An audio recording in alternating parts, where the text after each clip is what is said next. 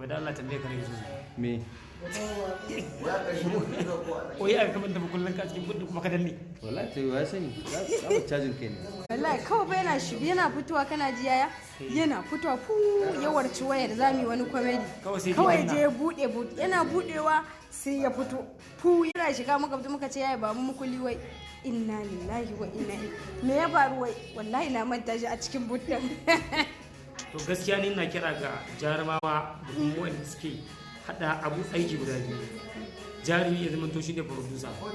wannan wayo ne yawa gwara ka samu wani producer misali yanzu a ce ka ba mai shaida producer din nan bai ga ko producer yanzu ka ba mai shaida producer ka dauko kudin gaba ɗaya yanzu in ka ba mai shaida wannan producer din sai bayan duk mun san komai mun san yadda ake yi